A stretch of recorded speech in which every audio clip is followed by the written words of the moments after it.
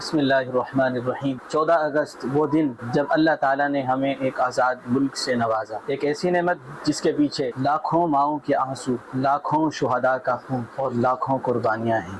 یہ دن صرف جھنڈے لگانے اور روشنیوں میں نہانے کا نہیں، یہ دن ہے شکر گزاری، قربانی کی یاد اور اصلاح نفس کا۔ آئیں سوچیں کہ ہماری 14 اگست کی خوشیاں ان شہداء کی قربانیوں کے شایان شان ہے۔ سامعین ذی وقار، مرکزی پیغام یہ ہے، شہداء کے لیے قرآن خوانی کا اہتمام کریں۔ یاد رکھیں یہ ملک ہمیں یوں ہی نہیں ملا، یہ ہمیں اس وقت ملا جب شہداء نے اپنی جانیں وطن عزیز کے لیے قربان کی، اپنے خاندان، اپنے گھر بار سب کچھ قربان کر دیے۔ تو کیا ہم ان کے لیے قرآن خوانی کا اہتمام نہ کریں؟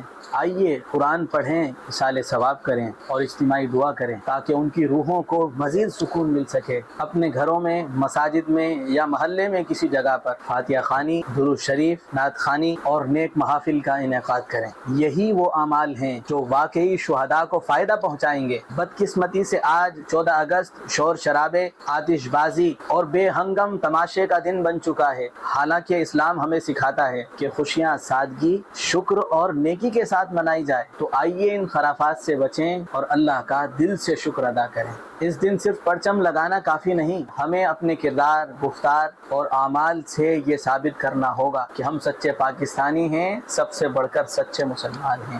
جھوٹ نہ بولیں، رشوت کا لین دین نہ کریں، نماز قائم کریں، دوسروں کے حق نہ ماریں۔ یہی وہ کام ہے جس میں اسلام اور پاکستان دونوں کی خدمت ہے۔ اپنے بچوں کو صرف جھنڈے ہاتھوں میں نہ تھمائیں، انہیں بتائیں کہ قیام پاکستان کا مقصد کیا تھا۔ یہ ایک اسلامی فلاحی ریاست کا خواب تھا جہاں قرآن کا نظام ہو، سنت کا پیغام ہو، عدل کا نظام ہو، رواداری کا پیغام ہو، اخوت کا پیغام ہو۔ لیکن ہم یہ مقصد بھول چکے ہیں۔ ہمیں اپنے بچوں کو بتانا ہوگا پاکستان بنانے کا مقصد یہ تھا۔ تمام اہل علاقہ، دوست، احباب، رشتہ دار دعا کریں کہ یا اللہ اس ملک کی حفاظت فرما، اس کے صدقے عالم اسلام کی خیر فرما، اسے ترقی عطا فرما اور ہمیں اس کے لیے خدمت انجام دینے کی توفیق عطا فرما۔ آمین۔ السلام علیکم ورحمۃ اللہ وبرکاتہ۔